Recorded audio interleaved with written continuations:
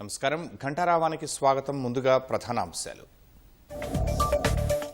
Kyathanpalli Khanapur municipal chairman vice chairman ఎన్నిక కాసేపట్లో వీడనున్న ఉత్కంఠ, భారీ బందోబస్తు.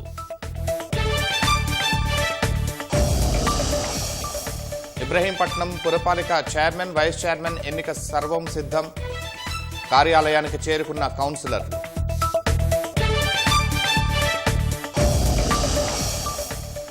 సిఐడి విచారణకు హాజరైన పాడి కౌశిక్ రెడ్డి దంపతులు. కాంగ్రెస్ ప్రభుత్వం కక్ష సాధింపు చర్యలకు పాల్పడుతోందన్న ఎమ్మెల్యే.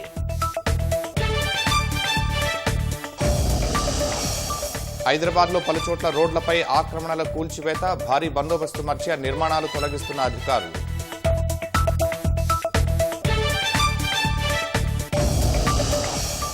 ఇజ్రాయెల్ అమెరికా స్థావరాలపై విరుచుకుపడిన ఇరాన్. సౌదీలోని యుఎస్ రాయబార కార్యాలయాన్ని తాకిన డ్రోన్లు.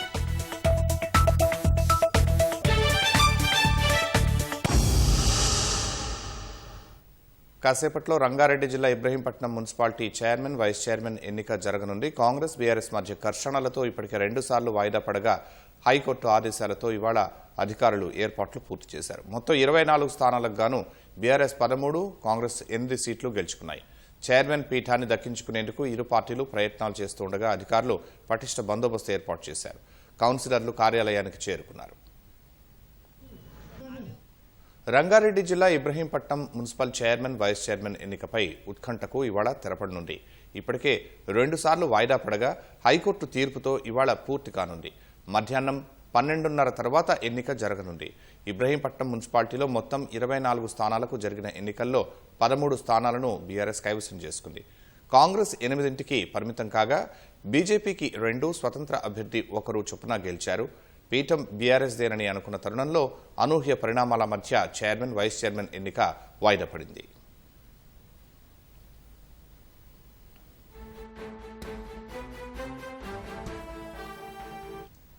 ఫిబ్రవరి 16న చైర్మన్ వైస్ చైర్మన్ ఎన్నికకు ఎన్నికల కమిషన్ నోటిఫికేషన్ జారీ చేసింది. అయితే అప్పటికే బీఆర్ఎస్ 19వ వార్డు కౌన్సిలర్ ఆకుల యాదగిరి కిడ్నాప్నకు గురైనట్లు వారి కుటుంబ సభ్యులు హైకోర్టులో పిటిషన్ వేశారు. సదరు కౌన్సిలర్ వచ్చే వరకు ఎన్నికలు నిర్వహించొద్దని కాంగ్రెస్ కౌన్సిలర్లు అడ్డుకున్నారు. గందరగోళ పరిస్థితుల మధ్య ఎన్నికల అధికారి అనంతారెడ్డి మరుసటి రోజుకి ఎన్నిక వాయిదా వేశారు. 17న జిల్లా ఎన్నికల పర్యవేక్షకుల సమక్షంలో కౌన్సిలర్లు సమావేశమయ్యారు. కిడ్నాప్నకు గురైనట్లు భావించిన ఆకుల యాదగిరి సైతం 2వ రోజు హాజరై బీఆర్ఎస్కు మద్దతు తెలిపారు. సభలో కాంగ్రెస్ బీఆర్ఎస్ సభ్యుల మధ్య గందరగోళం నెలకొనడంతో హైకోర్టు ఎన్నికలను నిలుపుదల చేస్తూ స్టే విధించింది. నాటి నుంచి సుమారు 47 రోజుల పాటు చైర్మన్ ఎన్నిక నిలిచిపోగా బీఆర్ఎస్ కౌన్సిలర్లు క్యాంపునకే పరిమితమయ్యారు.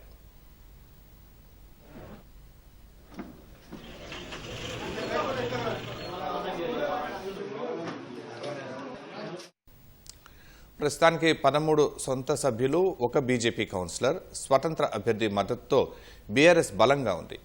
కాంగ్రెస్కు 8 మంది కౌన్సిలర్లు ఉండగా ఎమ్మెల్యే మల్రెడ్డి రంగారెడ్డికి ఎక్సఫిషియో ఓటు అవకాశం ఉంది.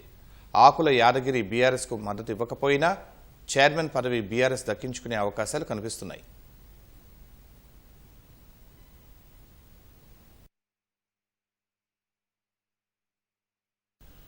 Ibrahimpatnam municipal chairman vice chairman ఎన్నికపై ఉత్కంఠ కొనసాగుతోంది. కాసేపట్లో కౌన్సిలర్ల ప్రమాణ స్వీకారం అనంతరం చైర్మన్ వైస్ చైర్మన్ ఎన్నిక జరగనుంది. ఇందుకు సంబంధించి మరింత సమాచారాన్ని మా ప్రతినిధి శివరామకృష్ణ ప్రత్యక్ష ప్రసారం ద్వారా అందిస్తారు.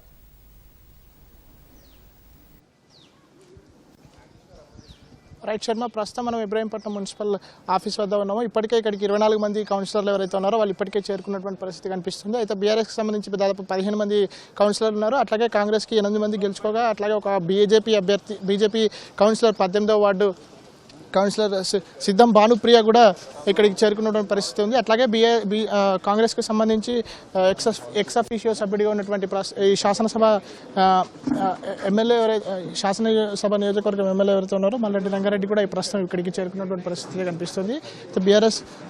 బీఆర్ఎస్ కౌన్సిలర్లు ఎవరైతే ఉన్నారో వాళ్ళందరూ కూడా బీఆర్ఎస్ కండువా ధరించి ఇక్కడికి చేరుకున్నటువంటి పరిస్థితి కనిపిస్తుంది. దాదాపు 24 మంది ఇప్పటికీ ఆ పైకి ఏదైతే గది ఉందో దానికి చేరుకున్నటువంటి పరిస్థితి కనిపిస్తుంది. ప్రస్తుతం మనం విజువల్స్ చూడొచ్చు. ఇక్కడ ఎమ్మెల్యే ఇబ్రహీంపట్నం ఎమ్మెల్యే కూడా ఈ కార్యాలయానికి చేరుకున్నటువంటి పరిస్థితి కనిపిస్తుంది. అయితే 12:30కి ఈ ఎన్నిక ఏదైతే ఉందో చైర్మన్ వైస్ చైర్మన్ సంబంధించినటువంటి ఎన్నికనైతే ప్రారంభం కానుంది. దాదాపుగా మరి కాసేపట్లో అంటే దాదాపుగా ఇంకొక 20 నిమిషాల్లో ఈ ఎన్నిక ప్రారంభమయ్యేటువంటి పరిస్థితే కనిపిస్తుంది. ఇప్పుడు మనం విజువల్స్లో చూడొచ్చు, ఇక్కడ ఎమ్మెల్యే ఎవరైతే ఉన్నారో ఆయన కూడా ఆ గదిలోకి వెళ్తున్నటువంటి పరిస్థితే కనిపిస్తుంది. అయితే మొత్తానికి సంబంధించి చూస్తే కనుక ఇక్కడ ప్రస్తుతానికి బీఆర్ఎస్కి సంబంధించి స్పష్టమైనటువంటి ఆధిక్యం అయితే కనిపిస్తున్నటువంటి పరిస్థితి అయితే కనిపిస్తుంది.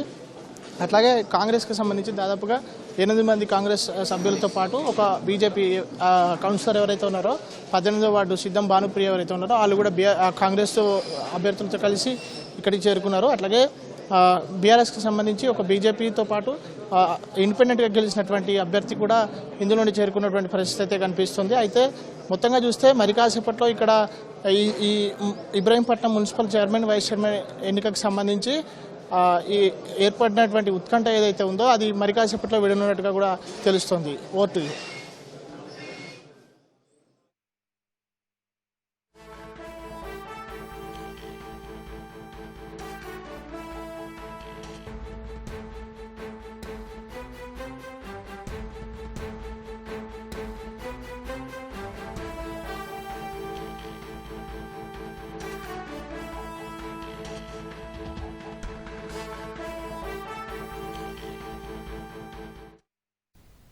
కాసేపట్లో రంగారెడ్డి జిల్లా Ibrahimpatnam municipality chairman vice chairman ఎన్నిక జరగనుంది. కాంగ్రెస్ బీఆర్ఎస్ మధ్య ఘర్షణలతో ఇప్పటికే 2 సార్లు వాయిదా పడగా హైకోర్టు ఆదేశాలతో ఇవాళ అధికారుల ఏర్పాట్లు పూర్తి చేశారు. మొత్తం 24 స్థానాలకు గాను బీఆర్ఎస్ 13, కాంగ్రెస్ 8 సీట్లు గెలుచుకున్నాయి.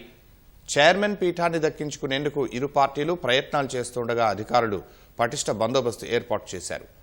కౌన్సిలర్లు కార్యాలయానికి చేరుకున్నారు.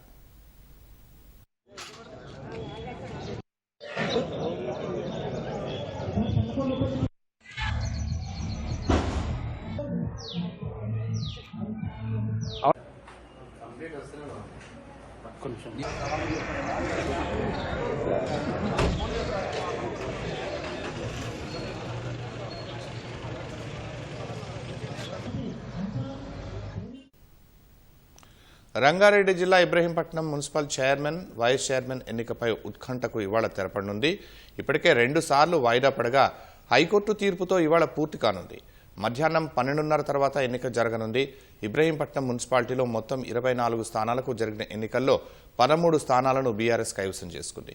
కాంగ్రెస్ 8కి పరిమితం కాగా బీజేపీకి 2, స్వతంత్ర అభ్యర్థి 1 చొప్పున గెలిచారు. పీఠం బీఆర్ఎస్దేనని అనుకున్న తరుణంలో అనూహ్య పరిణామాల మధ్య చైర్మన్ వైస్ చైర్మన్ ఎన్నిక వాయిదా పడింది.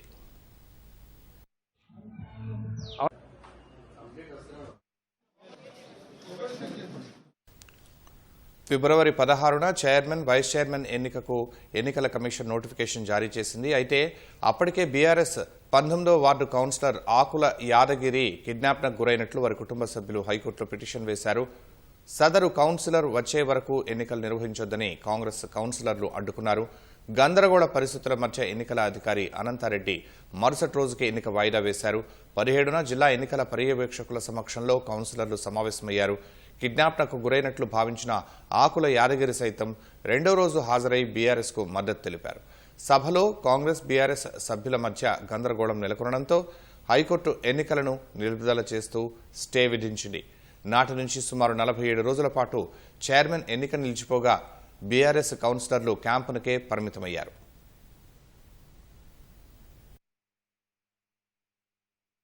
కోర్టు ఆర్డర్ ఏంటంటే ఇది గత 5 రోజుల క్రితం ఇచ్చిన కోర్టు ఆర్డర్ సార్. ఇది స్వేచ్ఛగా ఎలక్షన్ జరగాలని చెప్పారు. అంటే ఎవరు బంధించొద్దు, ఎవరు కూడా క్యాంపులో పోకుండా బంధించకుండా వాళ్ళు స్వేచ్ఛగా ఓటేయాలని కోర్టు ఆర్డర్ ఇచ్చింది. హైకోర్టు జడ్జి ఇచ్చింది. దీన్ని అధిగమించి అప్పటి నుంచి వరకు కూడా వాళ్ళు క్యాంపులు లేకపోతే ఇప్పుడు డైరెక్ట్ ఇక్కడికి వస్తుంది. 2 నెలల సంది క్యాంపులు ఉన్నారు కాబట్టి ఇప్పుడు దీని మీద రేజ్ చేయబోతున్నారు సార్.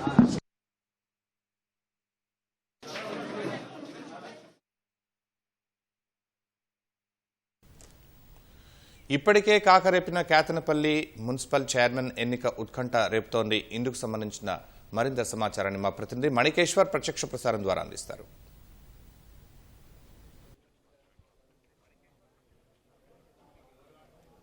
Good afternoon Sharma. రాష్ట్ర వ్యాప్తంగా ఫిబ్రవరి 17వ తేదీ నాడు సంచలనం రేకెత్తించిన మంచిర్యాల జిల్లాలోని కేతనపల్లి ఎన్నిక ఈసారి ఏకపక్షంగా జరిగే అవకాశం కనిపిస్తుంది. మొత్తం 22 స్థానాలకు గాను ఇక్కడ సిపిఐ బీఆర్ఎస్ కూటమి 14 చోట్ల విజయం సాధించింది. కాంగ్రెస్ 7 స్థానాలకు పరిమితమైంది. ఒక చోట స్వతంత్ర అభ్యర్థి గెలిచారు.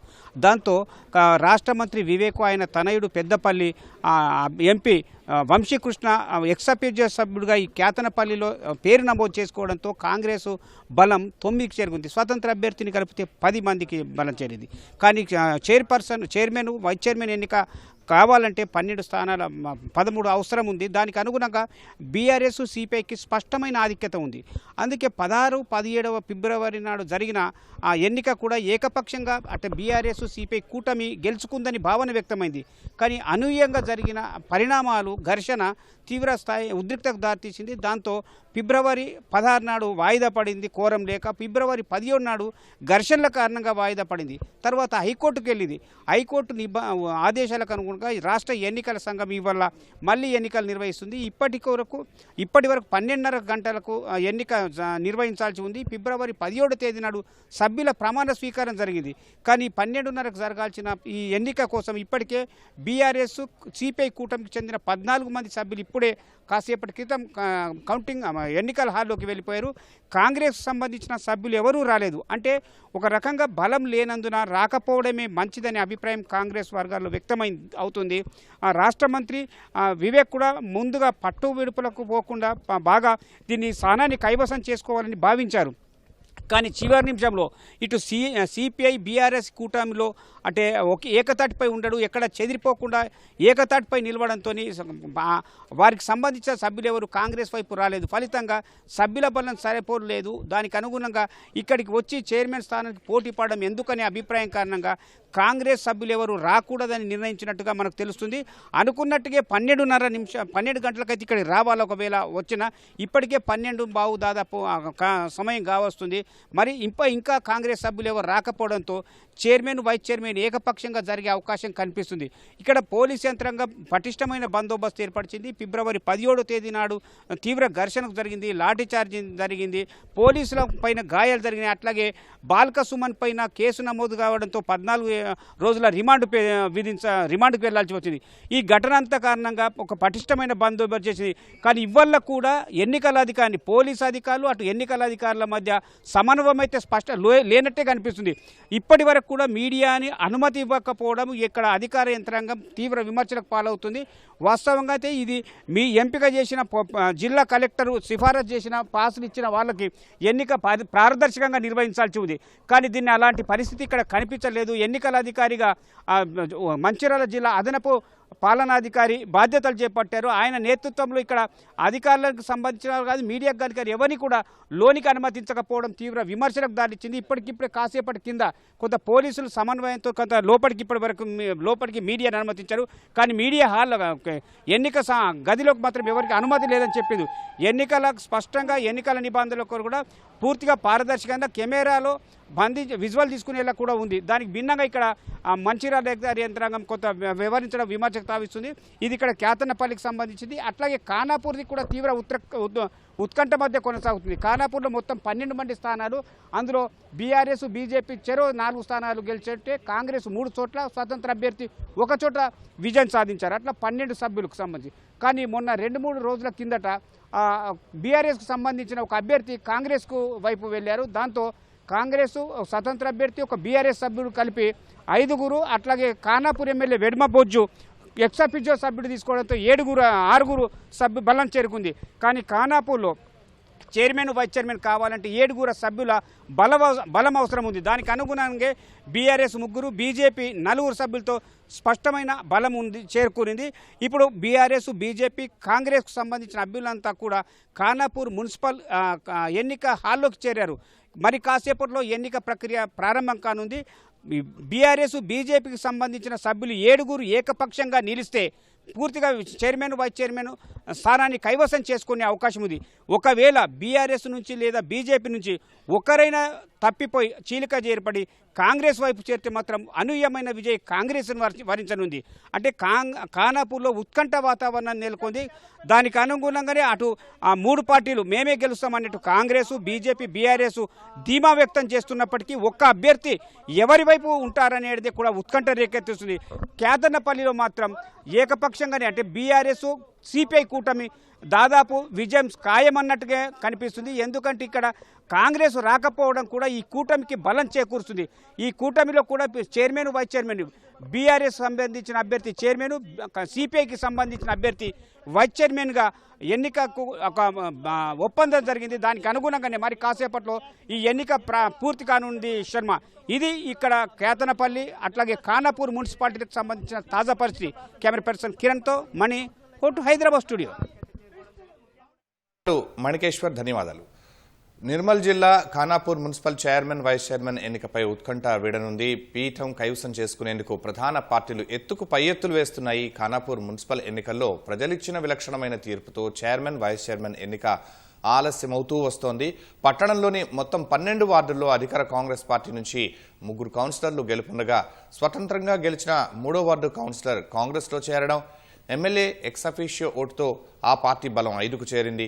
బీఆర్ఎస్కు 4 కౌన్సిలర్లు, బీజేపీకి 4 కౌన్సిలర్లు ఉండటంతో ఖానాపూర్లో హంగ్ ఏర్పడి ఉమ్మడి జిల్లాలోనే ఖానాపూర్ రాజకీయం ఆసక్తికరంగా మారింది. ప్రస్తుతం 3 ప్రధాన పార్టీలు కాంగ్రెస్ 5 ఉండగా ఒక బీఆర్ఎస్ కౌన్సిలర్ను తమ వైపు తిప్పుకున్నట్టు సమాచారం. బీజేపీ, బీఆర్ఎస్ కలిసి అధికారం చేజిక్కించుకోవాలని చూస్తూ ఉంటే చైర్మన్ పదవి చేజారకుండా అధికార పార్టీ ఎత్తుగడలేస్తోంది.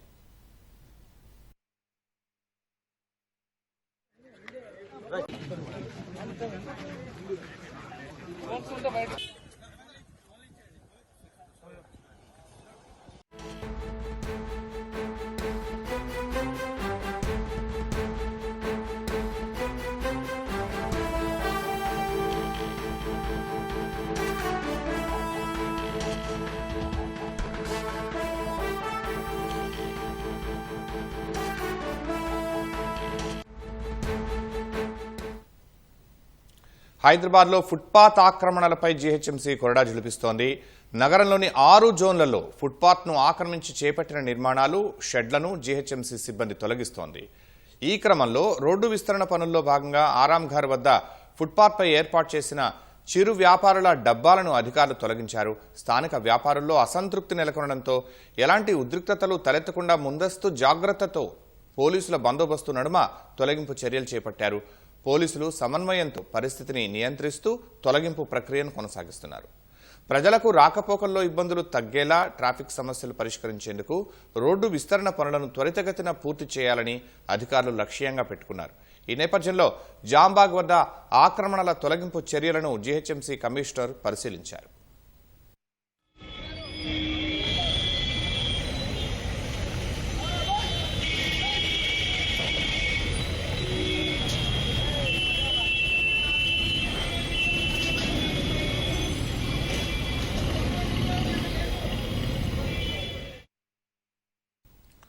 ఆదిలాబాద్ జిల్లా బజార్ హత్నూర్ మండలం పిప్రిలో ఈ నెల 6న సీఎం రేవంత్ రెడ్డి పర్యటించనున్నారు. ఈ సందర్భంగా నిర్వహించనున్న భారీ బహిరంగ సభ ఏర్పాట్లను జిల్లా ఇన్ఛార్జి మంత్రి జూపల్లి కృష్ణారావు, మరో మంత్రి వివేక వెంకటస్వామితో కలిసి పర్యవేక్షించారు.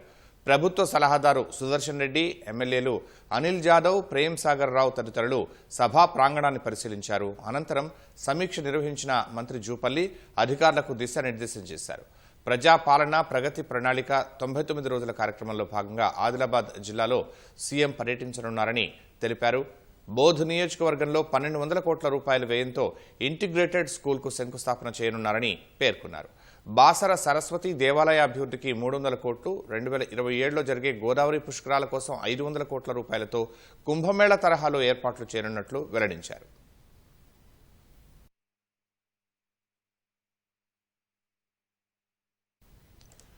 ఫీజు రీయింబర్స్మెంట్పై పథకం ఎత్తివేసే కుట్రలో భాగంగానే రాష్ట్ర ప్రభుత్వం కోర్టుపై నెట్టేసే ప్రయత్నం చేస్తోందని బీసీ సంక్షేమ సంఘం జాతీయ అధ్యక్షుడు ఆర్ కృష్ణయ్య ఆరోపించారు. ఫీజులను విద్యార్థుల నుంచి వసూలు చేయాలని హైకోర్టు తీర్పు ఇవ్వడం చాలా విచారకరమన్నారు. హైకోర్టు తీర్పు 14 లక్షల మంది విద్యార్థుల భవిష్యత్తుకు గొడ్డలి పెట్టని ప్రభుత్వం అసమర్థత అని మండిపడ్డారు. హైకోర్టులో అడ్వకేట్ జనరల్, గవర్నమెంట్ అడ్వకేట్లు సరైన వాదనలు వినిపించకపోవటమే ఇందుకు ప్రధాన కారణమన్నారు. ఈ తీర్పుకు ప్రభుత్వమే బాధ్యత వహించి వెంటనే అప్పీల్ చేయాలని కోరారు. సుప్రీంకోర్టు తీర్పు చెప్తుంది ఫీజులు వసూలు చేయొద్దు పిల్లలని. ప్రభుత్వ పాలసీ కూడా ఫీజులు వసూలు చేయొద్దని తీర్పులు ఉన్నాయి. అయినప్పటికీ కూడా హైకోర్టు వీటిని పరిగణలో తీసుకుంటా ప్రజా వ్యతిరేకంగా ఫీజులు వసూలు చేసుకోవచ్చు, ఫీజులు చదవద్దని ఉంటుందా హైకోర్టు? సుప్రీంకోర్టు చదువుకోమని చెప్తే హైకోర్టు చదువుకోదా అన్నటువంటి ఫీజులు వసూలు చేయదు. పేద పిల్లలు ఫీజులు వసూలు చేయరాదు అని సాంప్రదాయంగా తీర్పులు ఉన్నాయి. కానీ వసూలు చేసుకోండి అని తీర్పు ఇవ్వడం చాలా విచారకరం. దీని ప్రజా వ్యతిరేకం. దీని మీద వెంటనే ప్రభుత్వం అప్పీల్ చేయాలి. ఇంకా అవసరమైతే సుప్రీంకోర్టు దాకా కూడా మేము కూడా ఇంప్లీడ్ అయి పోరాడతామని చెప్పి ప్రభుత్వాన్ని హెచ్చరిస్తున్నాం. బీసీ విద్యార్థుల ఉన్నత విద్యకు భరోసా కల్పించే ఫీజుల రీయింబర్స్మెంట్ పథకాన్ని ప్రభుత్వం నీరుగారుస్తోందని బీసీ ఐకాసా చైర్మన్ జాజుల శ్రీనివాస్ గౌడ్ తీవ్ర ఆగ్రహం వ్యక్తం చేశారు. హైదరాబాద్ సైఫాబాద్లోని బీసీ ఐకాసా కార్యాలయంలో బీసీ సంఘాల నేతలతో సమావేశమైన ఆయన రాష్ట్రం ఏర్పడ్డ తరువాత నుంచి పథకం అమల్లో నిర్లక్ష్యం కొనసాగుతోందని విమర్శించారు. బీసీ విద్యార్థులకు కనీసం చదువుకునే అవకాశాలు కూడా సరిగా కల్పించడం లేదని ఆవేదన వ్యక్తం చేశారు. బకాయిలు విడుదల కాక 22 మంది విద్యార్థులు ప్రాణాలు కోల్పోయారని, వేలాది మంది విద్యార్థులు ఫీజులు చెల్లించలేక ఉన్నత విద్యకు దూరమవుతున్నారని పేర్కొన్నారు. ఫీజు రీయింబర్స్మెంట్ విషయంలో హైకోర్టు వెలువరించిన తీర్పు విద్యార్థుల్లో గందరగోళం నెలకొందన్నారు. ప్రభుత్వం తక్షణమే స్పందించి నిర్ణయం తీసుకోవాలని జాజుల డిమాండ్ చేశారు. మీరు అడుగడుగున బీసీలను అంచివేస్తున్నారు, మోసం చేస్తున్నారు, దగా చేస్తున్నారు. బీసీలు అంటే మీకు లెక్కలేనితనం అయిపోయింది. బీసీల జీవితాలతో ఆడుకుంటున్నారు. 22 లక్షల మంది పేద విద్యార్థుల జీవితాలతో ఆడుకుంటున్నారు. మిమ్మల్ని ఎట్టి పరిస్థితుల్లో బీసీ సమాజం క్షమించరు. మీరు 30వ తారీఖు వరకు హైకోర్టు గడివించింది. మీరు వారం రోజుల్లో సమాధానం చెప్పాలి. ఫీజుల రియంబర్స్మెంట్ కొనసాగిస్తారా, రద్దు చేస్తారా? ఏదో ఒకటి చెప్పండి. మీకు ఏదో దమ్ముంటే చెప్పండి. బీసీలు నిర్ణయిస్తారు. మిమ్మల్ని గడ్డ మీద, మీ ముఖ్యమంత్రి పీఠం మీద ఉంచాలా, మిమ్మల్ని గడ్డ దించాలా, బీసీలు నిర్ణయిస్తారు. గద్వాల జిల్లా కేటిదొడ్డి మండలంలో ఓ వ్యక్తి చిరునామాతో మరో వ్యక్తి ఫోటోతో ఆర్టీఓ అధికారులు వాహనాన్ని రిజిస్ట్రేషన్ చేశారు. కొండాపురం గ్రామానికి చెందిన కృష్ణ దీనిపై కలెక్టర్కు ఫిర్యాదు చేయగా విషయం వెలుగులోకి వచ్చింది. గత ఏడాది కృష్ణ ద్విచక్ర వాహనాన్ని కొనుగోలు చేశారు. తొలుత అడ్వాన్స్ చెల్లించి ఆధార్ చిరునామా ఇచ్చి వాహనాన్ని వెంట తీసుకువెళ్లారు. నెల తర్వాత వాహనం రిజిస్ట్రేషన్ కోసం వెళ్లగా ₹1,00,000 చెల్లించాలని చెప్పడంతో వాహనాన్ని తిరిగి వారికి అప్పజెప్పాడు. ఈ క్రమంలో ఆయన చిరునామాతో వేరే వ్యక్తి ఫోటోను ఉపయోగించి రిజిస్ట్రేషన్ చేశారు. సిగ్నల్ జంప్ కారణాలతో వాహనంపై పోలీసులు ఫైన్ వేశారు. సమాచారం తెలుసుకున్న కృష్ణ ఆర్టీఓ కార్యాలయానికి వెళ్లి ఆర్సీని పరిశీలించగా చిరునామా తనదే అయినా ఫోటో తనది కాదని గుర్తించాడు. దీంతో ప్రజావాణిలో ఫిర్యాదు చేశాడు. ఆర్టీఓను విచారించి తప్పు జరిగిందని కలెక్టర్ గుర్తించారు. ఈ వ్యవహారంలో 3కి మెమోలు జారీ చేశారు.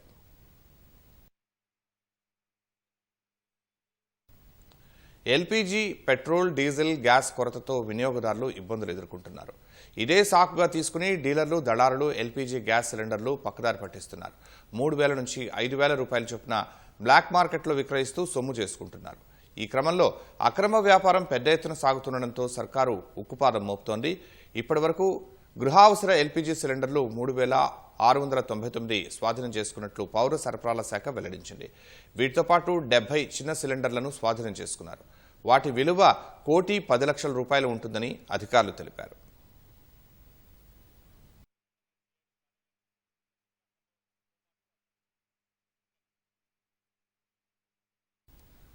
ప్రభుత్వం తనపై కక్ష సాధింపు చర్యలకు పాల్పడుతోందని బీఆర్ఎస్ ఎమ్మెల్యే పాడి కౌశిక్ రెడ్డి ఆరోపించారు.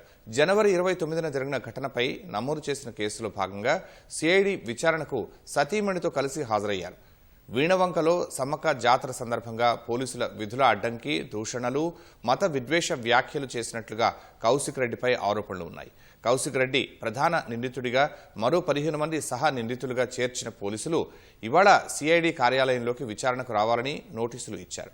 జరిగిన గొడవలో తన సతీమణిపై కేసు పెట్టాల్సిన అవసరం ఏముందని కౌశిక్ రెడ్డి ప్రశ్నించారు. పూర్తిగా అక్రమ కేసు. దీనికి సిఐడికి దీనికి సంబంధం ఏమున్నది? ఒకటి, అసలు నా సతీమణికి నోటీస్ ఇవ్వాల్సినంత అవసరం ఏమున్నది? దీన్ని బట్టే ప్రజలందరూ కూడా అర్థం చేసుకోవచ్చు ఈ ప్రభుత్వం ఏ విధంగా నన్ను, నా కుటుంబ సభ్యుల్ని, మా బీఆర్ఎస్ పార్టీ కార్యకర్తలందరినీ కూడా ఏ విధంగా హరాస్మెంట్ చేస్తున్నారు అనేది మీకే స్వయంగా కనబడతా ఉన్నది. ఇలా అసలు మా బీఆర్ఎస్ పార్టీ కార్యకర్తలకు కూడా సిఐడి నోటీస్ ఇచ్చి పిలవాల్సినంత క్రైమ్ చేసింది ఏముందని చెప్పి నేను అడుగుతా ఉన్నాను. పాడి కౌశిక్ రెడ్డికి సిఐడి విచారణకు సంబంధించి మరింత సమాచారాన్ని మా ప్రతినిధి రమేష్ ప్రత్యక్ష ప్రసారం ద్వారా అందిస్తారు.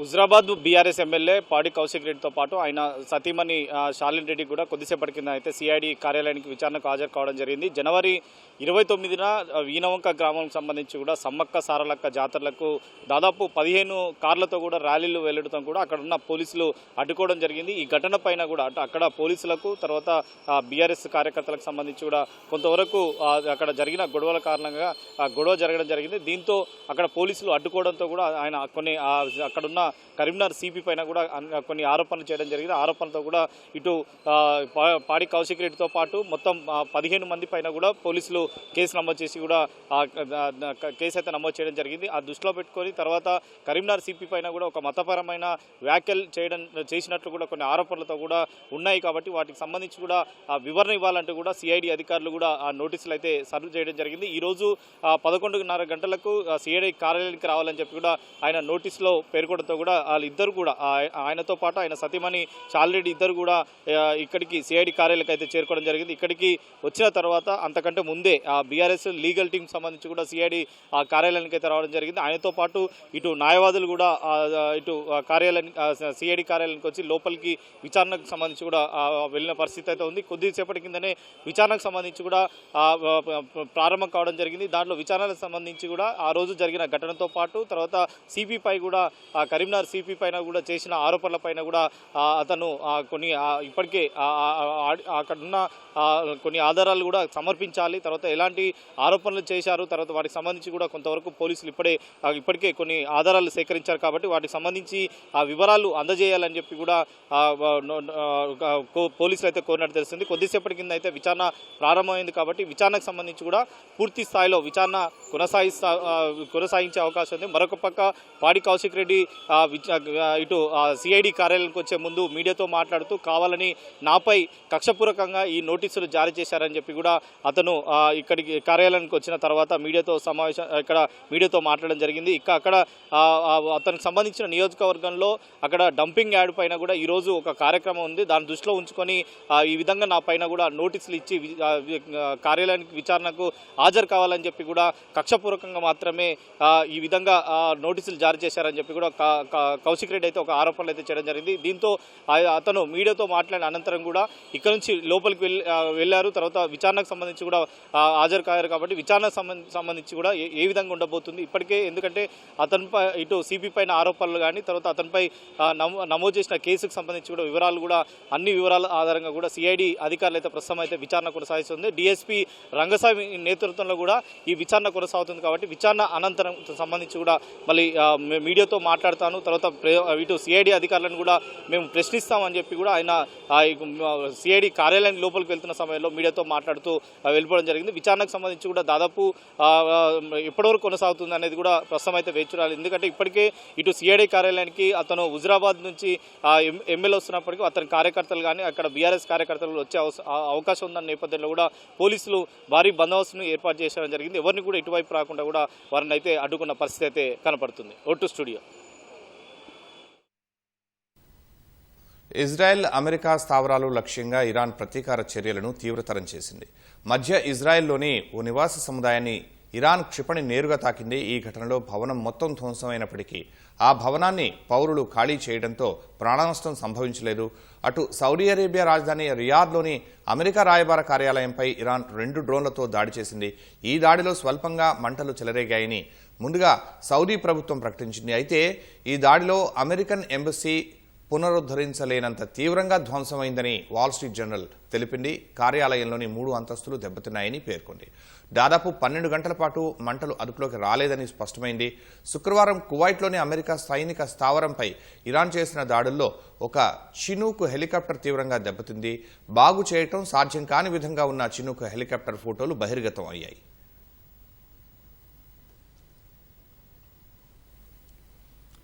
ఇరాన్తో యుద్ధంలో అమెరికా సైన్యం 2 యుద్ధ విమానాలను కోల్పోయిన వేళ ఆ దేశ అధ్యక్షుడు ట్రంప్ స్పందించారు. యుద్ధ విమానం కూలిపోయినప్పటికీ ఆ ఘటన ఇరాన్తో జరగాల్సిన దౌత్యపరమైన చర్చలపై ఎలాంటి ప్రభావం చూపబోదని ట్రంప్ స్పష్టం చేశారు.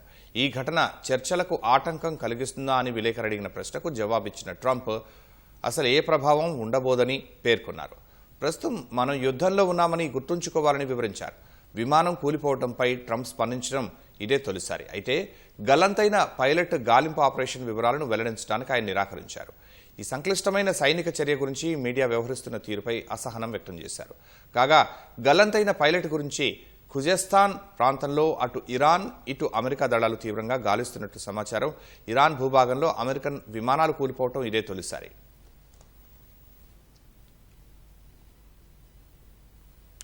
భారత్కు చెందిన 7వ నౌక హర్ముజ్ జలసంధిని సురక్షితంగా దాటింది.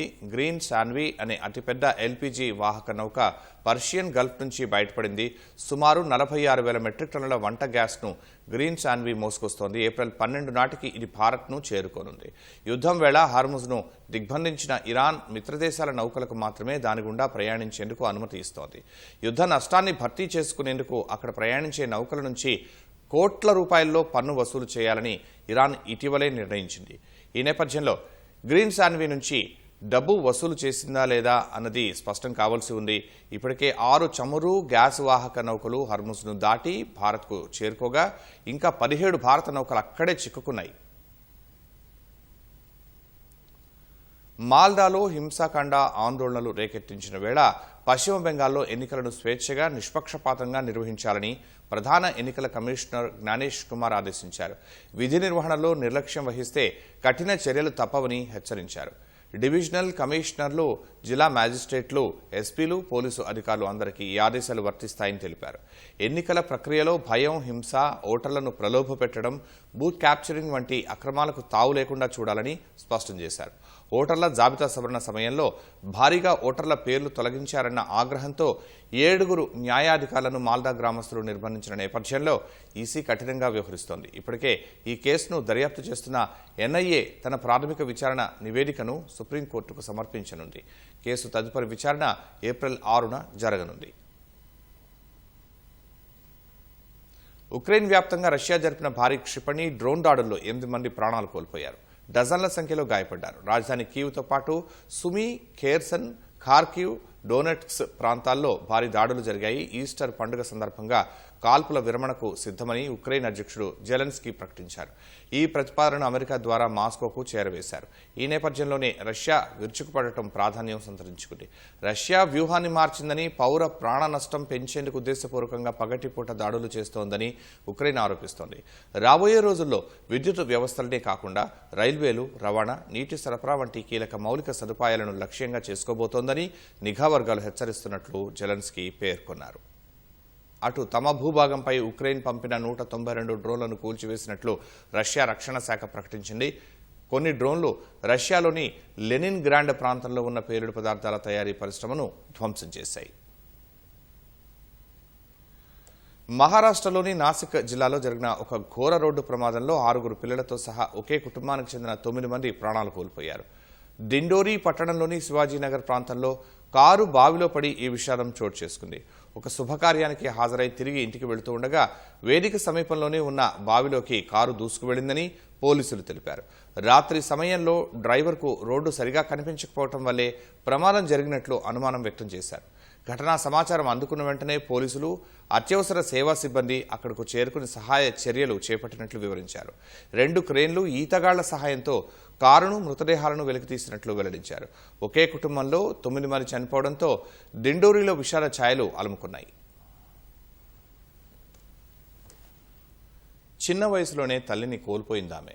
భర్త అయినా తోడుగా ఉంటాడనుకుంటే ఆయన కూడా ఆమెను ఒంటరి చేసి వెళ్ళిపోయాడు. ఉన్న 2 కుమారుల కోసమైనా బతుకుదామనుకుంటే వారు కూడా అనారోగ్యంతో కొట్టుమిట్టాడుతున్నారు.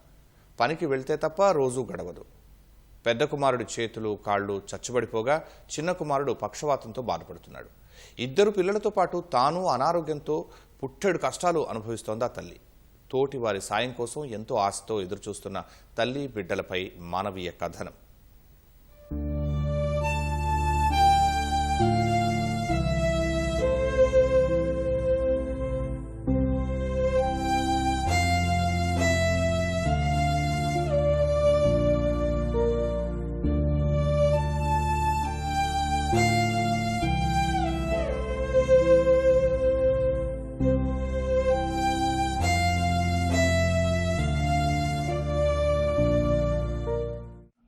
ఈ తల్లి పేరు మంగమ్మ. ఇద్దరు కుమారులతో హైదరాబాద్ రామంతపూర్లో ఓ అద్దె ఇంట్లో నివాసం ఉంటుంది. పెద్ద కుమారుడు 17 ఏళ్ల అనిల్. చిన్నప్పుడు అందంగా చూడముచ్చటగా ఉండేవాడు. 2వ తరగతి వరకు ఆరోగ్యంగానే ఉన్న అనిల్ 7 ఏళ్ల వయసులో డెంగ్యూ జ్వరం, మూర్ఛతో 45 రోజులు కోమాలోకి వెళ్లాడు. నాటినుంచి మంగమ్మ అనిల్కి సపర్యలు చేస్తూ కంటికి రెప్పలా కాపాడుకుంటూ వస్తోంది. కూలీనాలీ చేసుకుంటూ కుటుంబాన్ని నెట్టుకొస్తుంది. 2వ కుమారుడు 15 ఏళ్ల ప్రశాంత్ ఛాతీలో నొప్పి, ఆయాసం, నరాల బలహీనతతో బడి మానేశాడు. వైద్యులకు చూపిస్తే పెద్ద కుమారుడిలానే చిన్నోడు పరిస్థితి ఉందన్నారని మంగమ్మ వాపోయారు. మంగమ్మకు సైతం శ్వాస ఆడకపోవడం, గుండెలో మంట వంటి జబ్బులతో బాధపడుతోంది. పిల్లలతో పాటు తన ఆరోగ్య పరిస్థితులతో 2 నెలలుగా పూర్తిగా ఇంటికే పరిమితమయ్యారు మంగమ్మ. దీంతో ఇంటి అద్దె కట్టలేక పూట గడవని స్థితిలో ఇరుగు పొరుగు వారిపై ఆధారపడి దీనావస్థలో బతికిడుస్తున్నారు.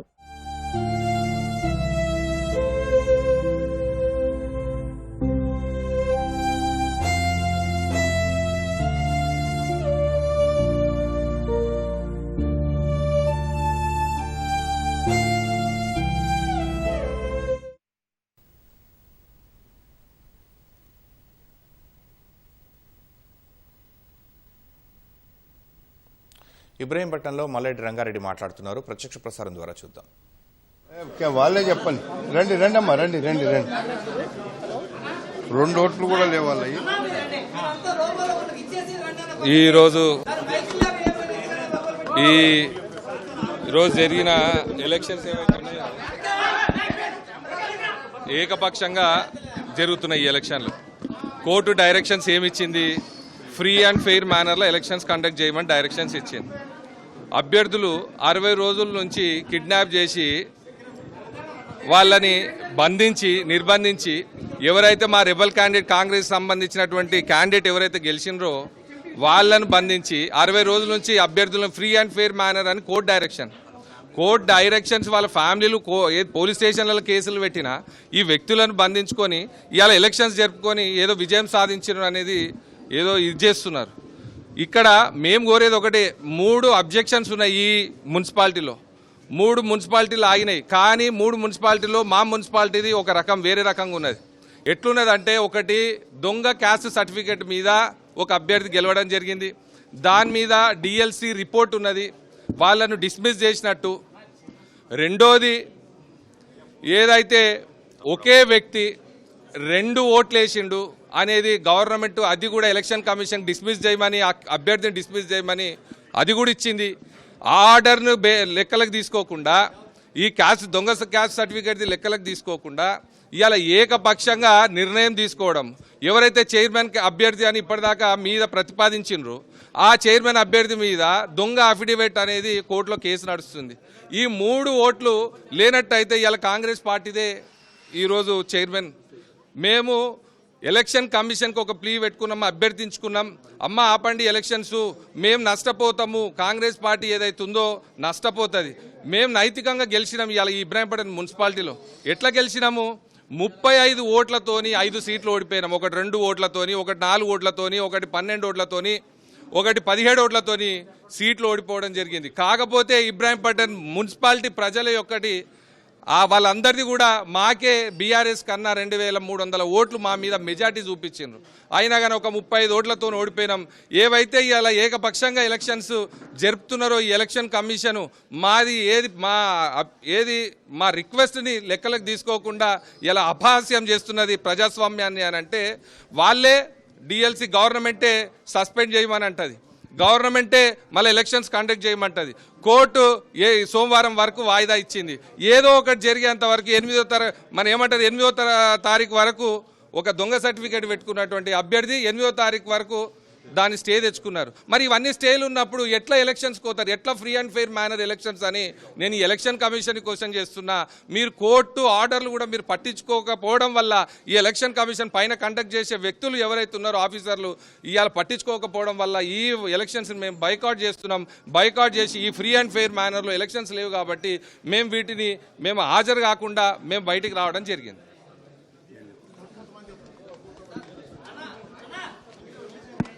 అమ్మా ఇప్పుడు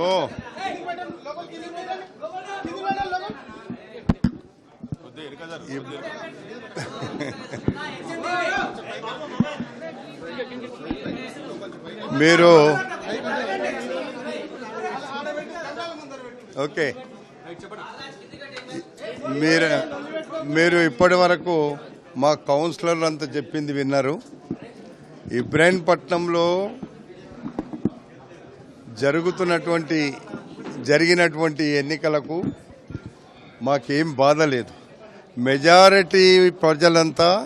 మెజారిటీ ఓట్లంతా కాంగ్రెస్ పార్టీకే ఉన్నాయి.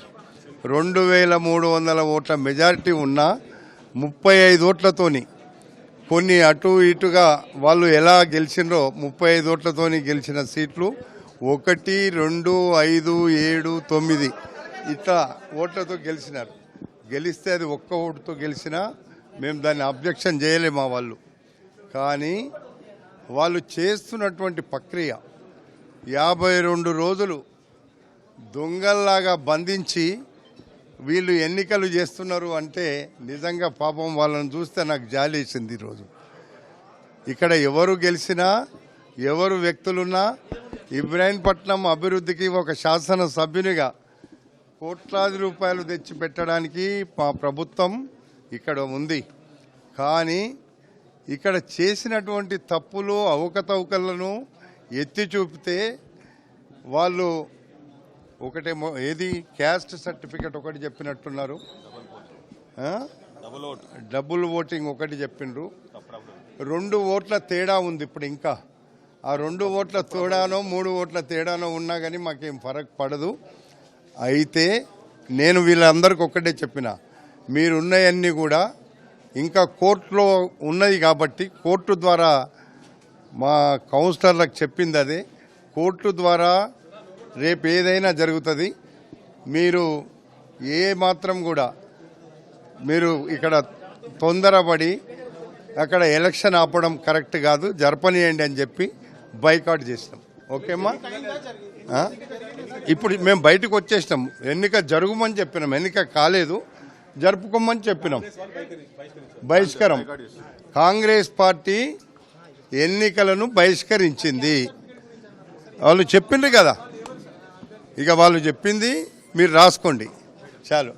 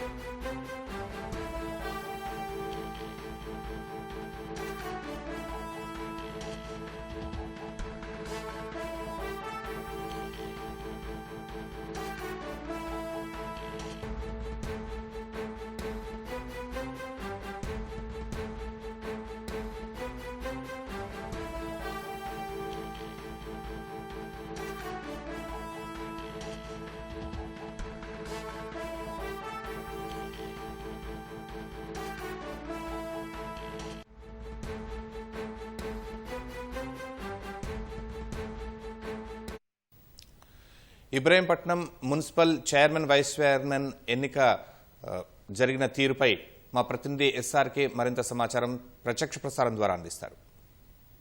ఇక్కడ జరుగుతున్నటువంటి వైస్ చైర్మన్ ఎన్నికను కాంగ్రెస్ వాళ్ళు బహిష్కరించి బయటకు వచ్చినటువంటి పరిస్థితి కనిపిస్తుంది. అయితే ఎన్నికల ప్రక్రియ ఏదైతే ఉందో అది సజావుగా జరగడం లేదని చెప్పి కూడా వీళ్ళు ఆరోపిస్తున్నటువంటి పరిస్థితి అయితే కనిపిస్తుంది. ప్రస్తుతం మనతో పాటు ఇక్కడ కాంగ్రెస్ పార్టీకి చెందినటువంటి వార్డ్ కౌన్సిలర్ ఉన్నారు. చెప్పండి సార్, అసలు లోపల ఏం జరిగింది? యాక్చువల్గా ఈ కోర్టు ఆర్డర్ ఏమున్నది, ఫ్రీ అండ్ ఫెయిర్ మేనర్లో ఎలక్షన్స్ నిర్వహించమని చెప్పింది కోర్టు.